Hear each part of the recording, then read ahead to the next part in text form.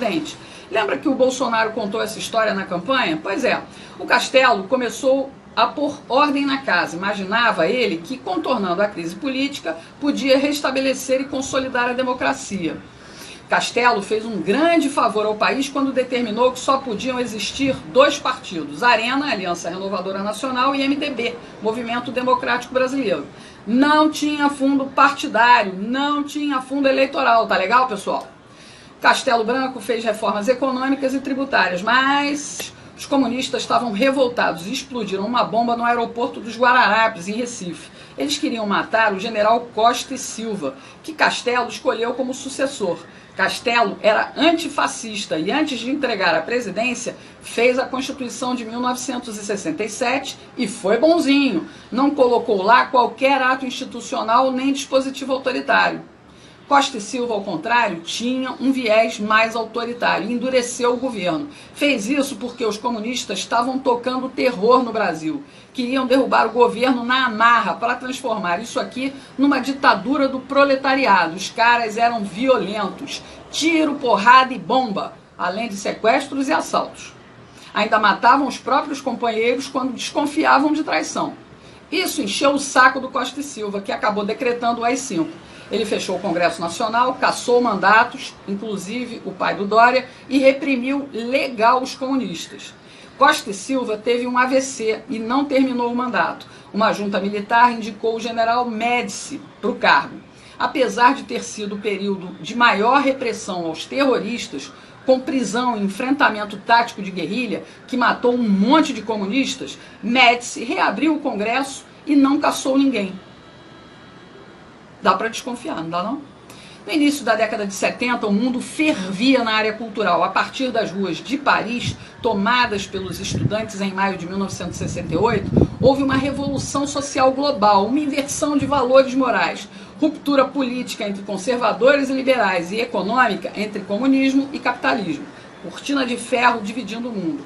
O Brasil tinha censura, mas não impedia festivais de música, não impedia a criatividade.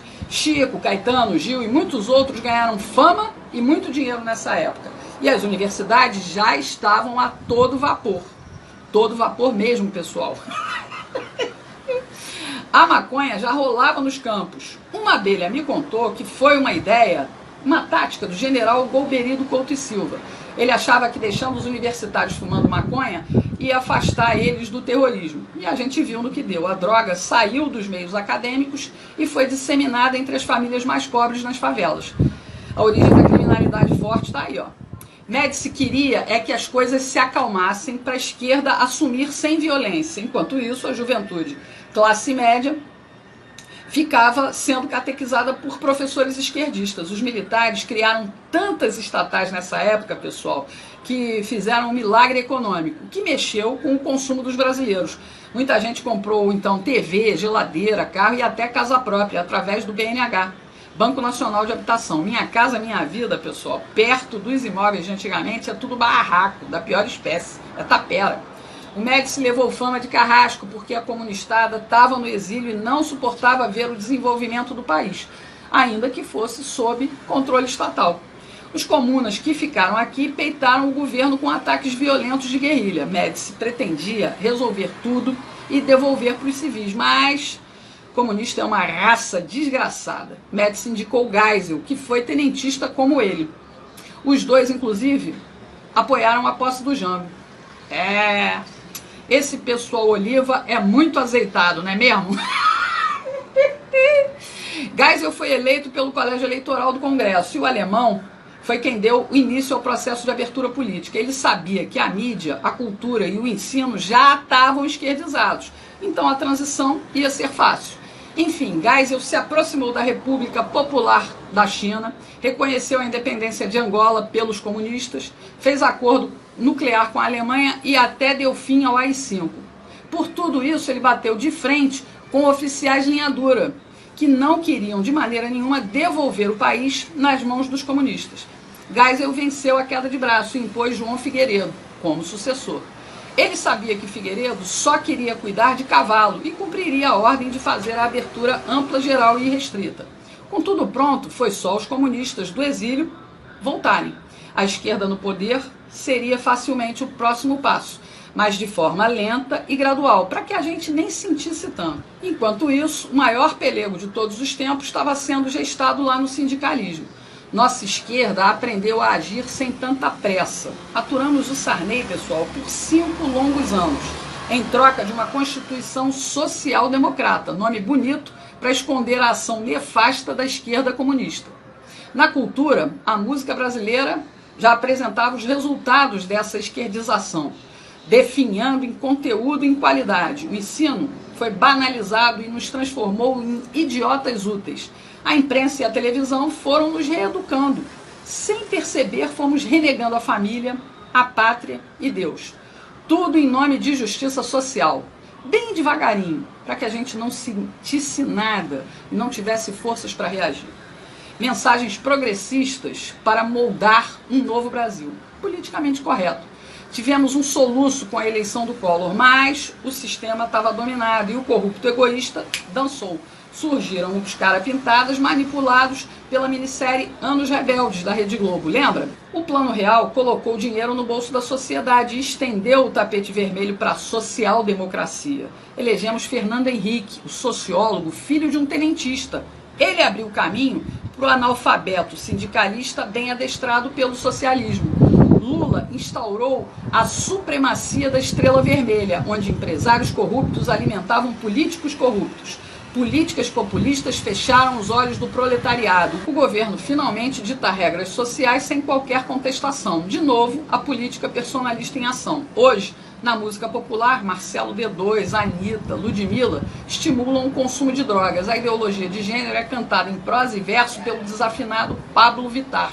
Lixo cultural. A gente engole isso toda hora. Começamos a dar sinais de reação quando votamos em Jair Bolsonaro para a presidência da República. Mas o estrago da ideologização política, pessoal, continua atrapalhando. E não permitiu o serviço de limpeza completo. Continuamos errando nas urnas, mantivemos um monte de comunistas, socialistas, progressistas e liberais, tudo junto e misturado lá no Congresso. Gleisi Hoffmann, Maria do Rosário, Paulo Pimenta, Ranolfo Rodrigues, o cuequeiro José Guimarães, Cid Gomes, Marcelo Freixo, Tabata Amaral, o namorado da Fátima Bernardes, o João Campos, filho do Eduardo Campos, o Kim Kataguiri do MBL, a tal da Talíria Petroni e muitos outros, muitos outros. Essa Talíria, inclusive, pessoal, é professora de história, igual ao Freixo. Depois que o secretário de Cultura do governo conservador de Bolsonaro fez a cagada de gravar um vídeo com estética nazi, a esquerda aproveitou para juntar mais um xingamento contra nós conservadores. Agora, além de fascistas, viramos nazista na boca dessa gentalha comunista. Tudo com o apoio velado de Rodrigo Botafogo Maia, que faz conluio com essa gente, com o Centrão, para derrubar pautas conservadoras do Bolsonaro e para derrubar também ministros como o Weintraub e a Damares. Mas, para mostrar diferença entre nazismo e comunismo, a tal da Talíria até publicou uma homenagem ao genocida Lenin e ao ideólogo da política cultural nazista, comunista, fascista, Antônio Gramsci. Enalteceu o chorume do lixo da ideologia que destrói a inteligência, que matou mais de 100 milhões de pessoas. Marcelo D2 ainda disse que a gente tinha que ter gravado na testa com faca a palavra nazista. Entendendo tudo isso, você vai finalmente compreender que a nossa liberdade começou a voltar para as nossas mãos a partir da internet. Abrimos a porta de fuga da ditadura da mídia jornalística e cultural. Ganhamos voz e ecoamos nossos pensamentos e valores cristãos, conservadores, aqui, pela internet. Entendeu por que o sistema odeia tanto tudo isso?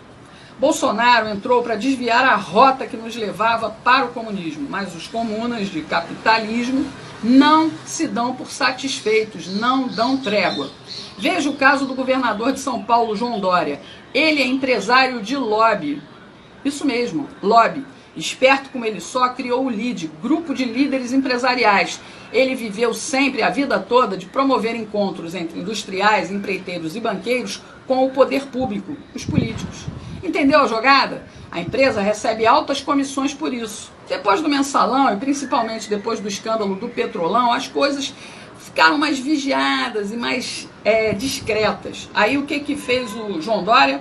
Decidiu ele mesmo entrar no poder público. Primeiro, com seu jeito engomadinho, milionário ostentação, engambelou os paulistas, que acreditaram que ele seria o prefeito ideal para governar São Paulo.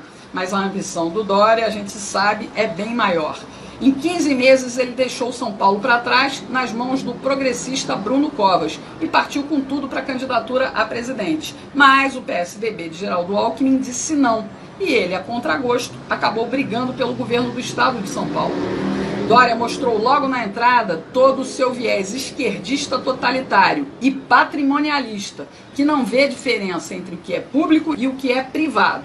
Olha o que ele fez no Palácio do Governo. Pegou uma decoradora e mudou toda a estética clássica do Palácio Bandeirantes. As mudanças físicas custaram mais de R$1,5 milhão, para deixar tudo bem parecido com palácios de estilo autoritário, como a estética nazista, fascista, comunista. Basta comparar essas fotos disponíveis na internet. Mas Dória e Alckmin, Alckmin e Dória são iguais, representam o mesmo tipo de política nefasta, só que Dória vai numa velocidade destrutiva muito mais rápida. Tudo pela fixação pelo poder da presidência da República, é lá que ele quer estar. Tanto que loteou o governo de São Paulo para fazer uma grande base e vai continuar costurando alianças, seja com quem for, com Botafogo Maia, com Amoedo ou Luciano Huck.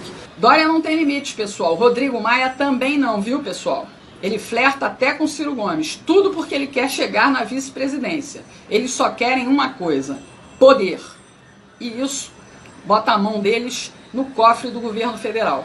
Qualquer um desses aí só tem um interesse: voltar ao tempo do mensalão, quando deputados e senadores fingiam independência política do PT, mas negociavam seus votos por cargos e dinheiro.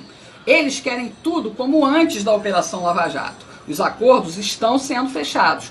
E para alcançar os seus objetivos, Dória se elegeu enganando novamente o eleitorado paulista. Discursinho anticomunista e conservador, apoiado no Bolsonaro. Como o povo não perdoa traidores, ele vem perdendo popularidade. E agora está usando mais dinheiro público para tentar ocupar o Palácio do Planalto. Pegou R$20 milhões para modernizar as rádios de São Paulo. Isso mesmo, dinheiro do povo. Deu para as empresas privadas, como a Jovem Pan. E qual é a moeda de troca? Elogios para o Dória e porrada todo dia em Bolsonaro. Tá ok, Chilique? Não acabou não, pessoal. Ele sabe que a nossa independência da mídia tradicional continua acentuada na internet. E olha o que ele fez agora. Olha o que ele fez. Olha o que ele fez. Pegou mais 15 milhões do dinheiro público para contratar uma empresa de vigilância da internet. Dória quer saber o que falam dele 24 horas por dia, 7 dias por semana, e quer fichar os seus detratores. Saber quem age contra o seu projeto de poder rumo a Brasília. Quer tirar a gente do caminho dele. E aí eu te pergunto, nós vamos deixar?